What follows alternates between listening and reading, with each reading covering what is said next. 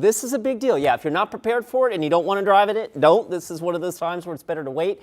And if you want to get up there and recreate, well, you probably already know that you need to be prepared. And once you get there, the slopes will be absolutely buried in 2 to 4 feet of fresh powder by Thursday afternoon. This is the live look right now in Government Camp. Again, heaviest snow of the season so far in the Cascades.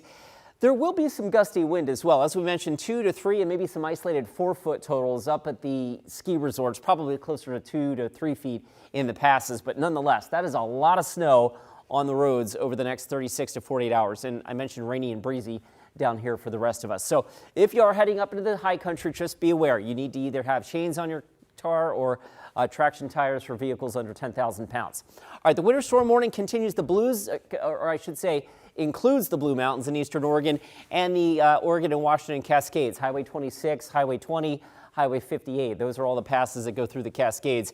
Snow level today around 4,000 feet, but that will lower to 3,500 feet tonight and 2,000 feet tomorrow. This first wave of moisture is probably the more significant of the two, but it gets colder behind that, and that means a powdery, more fluffy snow up at the ski resorts. Right now it's 23 degrees, by the way, at Timberline.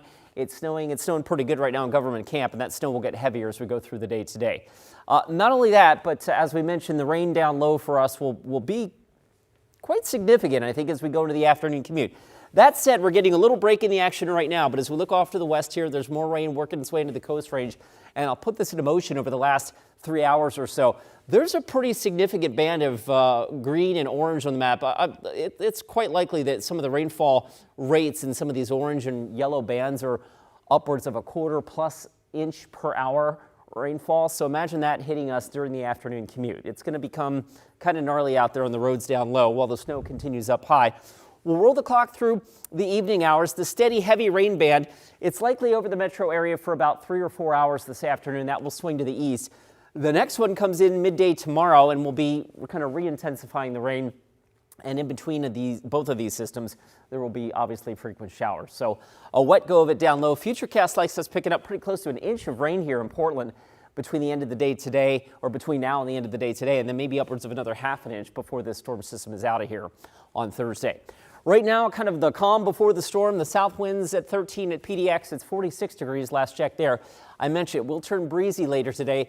Wind gusts could be on the order of about 30 to maybe 35 in a few locations, not only today, but then again as we go into tomorrow and that second system kicks on shore during our lunchtime on Wednesday. So it's going to be wet and breezy as we go through the afternoon, with temperatures holding steady right around 46 degrees or so here in Portland.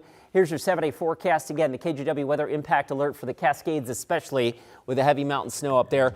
It'll be occasionally wet and breezy tomorrow as well, and then we come out of it on Thursday. And as we roll into the weekend, dry. In fact, dry for days after Friday.